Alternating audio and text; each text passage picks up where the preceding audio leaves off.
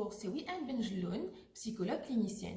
Aujourd'hui, nous sommes en confinement. Qui dit confinement dit angoisse et sentiment d'étouffement. Donc, je vous propose aujourd'hui de voir comment ensemble on peut les éviter.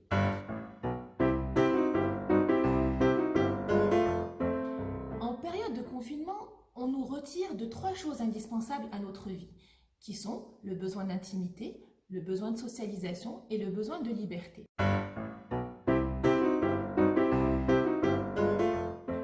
Tout simplement, nous serons abreuvés d'informations anxiogènes. Il va falloir les éviter. Ces informations anxiogènes créent un sentiment de peur qui sera normal. La peur de mourir, la peur de voir les choses s'aggraver. Donc il va falloir essayer de rationaliser toutes ces informations et de les rationaliser avec nous-mêmes. En période de confinement, il s'agit réellement d'une rupture traumatique avec le cours de notre vie. L'être humain a besoin de garder le contrôle de son quotidien et de sentir un sentiment de presque routinier. Or, le confinement nous impose une rupture radicale, inattendue, et là, ça demande une capacité de résilience, d'acceptation et de lâcher prise qui n'est pas aisée pour tout le monde.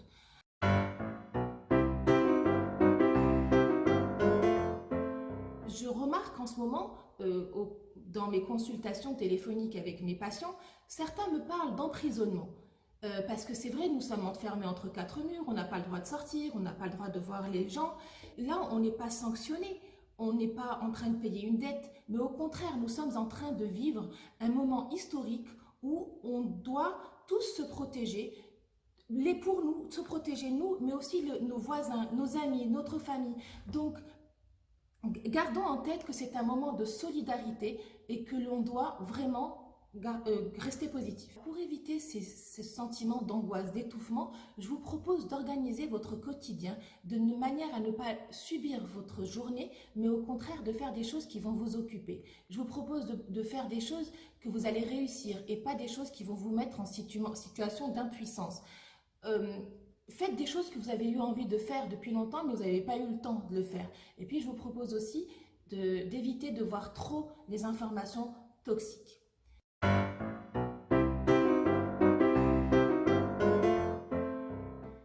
Tout à l'heure, je vous disais que le confinement nous retire des choses indispensables de notre vie. Je vous ai parlé de sentiment de liberté. Maintenant, je vais vous parler du besoin d'intimité. Oui. Il faut savoir d'abord que nous ne sommes pas tous égaux face au confinement. Nous n'avons pas les mêmes espaces.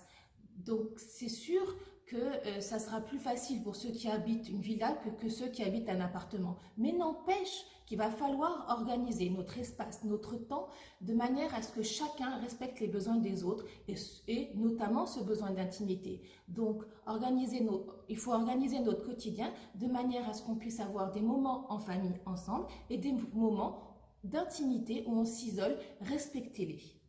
En période de confinement, c'est sûr que vous risquez de ressentir plus d'irritabilité, plus d'agressivité. Donc essayez de mettre de l'eau dans votre vin. Ce n'est pas le moment d'imposer vos règles et de changer les choses. Et j'ai une petite pensée pour les adolescents. Respectez d'autant plus leur besoin de s'isoler et leur besoin d'avoir des moments à eux. Ne faites pas le bras de fer avec eux, ce n'est pas le moment.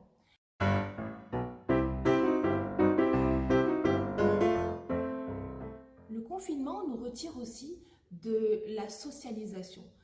Ça va nous imposer de ressentir un sentiment de solitude, un sentiment de vide que nous ressentons déjà de manière générale, mais là il sera beaucoup plus accentué.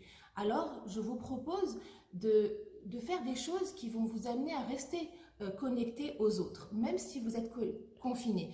Alors privilégiez les appels téléphoniques en groupe, à plusieurs. Permettez-vous, mais aussi à vos adolescents et à vos enfants, de jouer aux jeux connectés, de participer aux jeux challenge que vous allez voir sur Internet en ce moment, ou bien de participer aux actions solidaires que vous voyez aussi sur Internet. Restez connectés.